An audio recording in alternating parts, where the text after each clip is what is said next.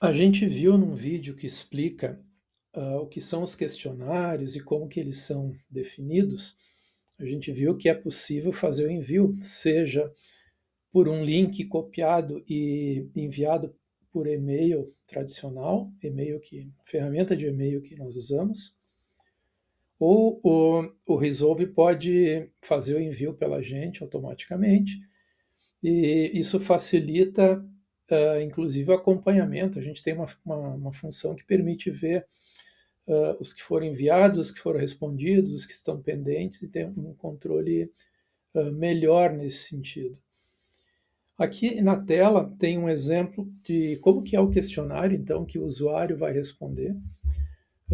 Sempre é preciso que o usuário identifique qual é o seu setor, o seu departamento, e por isso, né, que é importante, uma das únicas configurações necessárias para o Resolve é fazer a definição, a importação dos departamentos.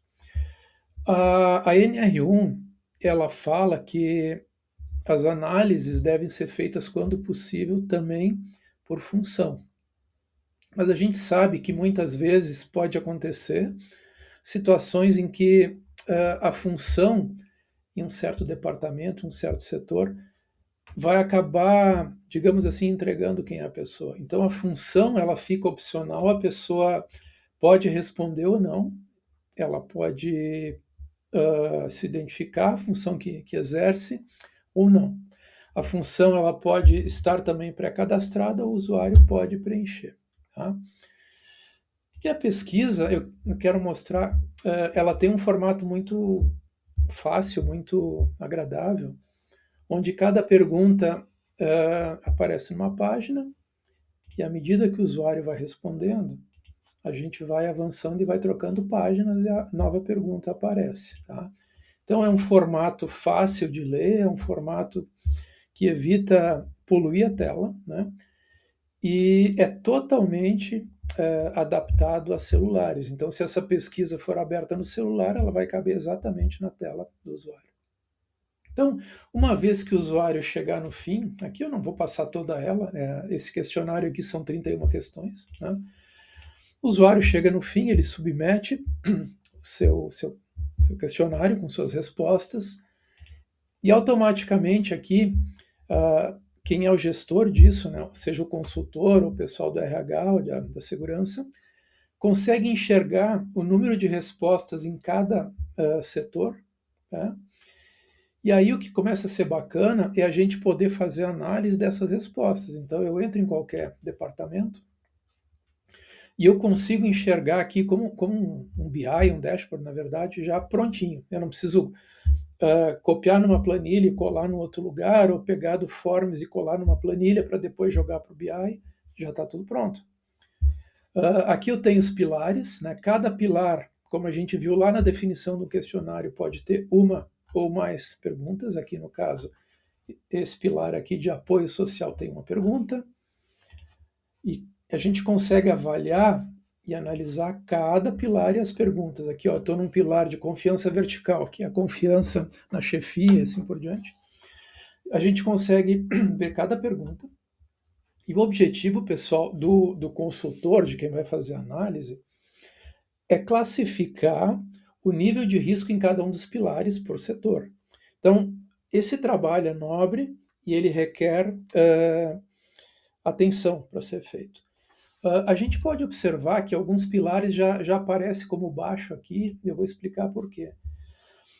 Em todos os pilares, né, o sistema já calcula a severidade baseado numa média aritmética da pontuação dessas questões, o que já poupa um monte de trabalho.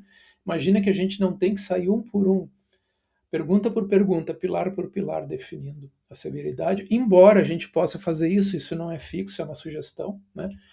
Mas o mais importante, pessoal, é a gente fazer a análise humana, no caso, de probabilidade de que esse risco vire um problema. Então, como padrão, o sistema estabelece que severidade baixa tem probabilidade baixa, e a gente pode ver que alguns pilares não estão pré-estabelecidos, porque a severidade determinada pelas respostas, ela não foi baixa, ela foi, nesse exemplo aqui, média. E se a gente for analisar as respostas, por exemplo, no departamento da expedição, gerência confia que os funcionários farão bem seu trabalho, aqui tem uma distribuição, tem 25% de razoavelmente, aqui tem 50% de pouco. Essa média fez com que o sistema classificasse a severidade como média, né?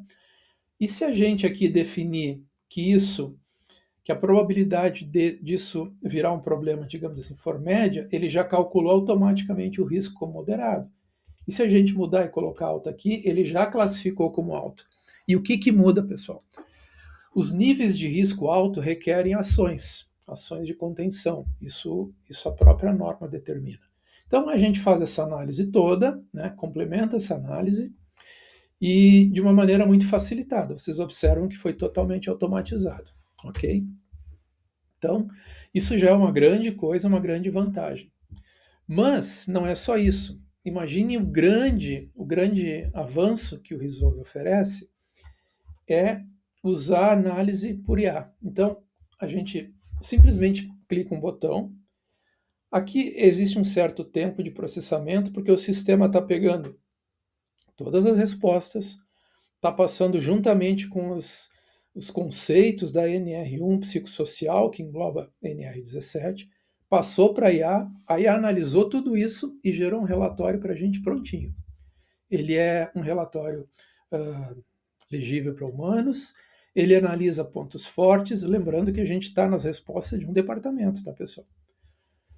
Analisou aqui pontos fortes, ele analisou parecer, ele deu um parecer, ele dá sugestões aqui de iniciativas, recomendações, e não é só isso, pessoal. O mais bacana é que, ao salvar essa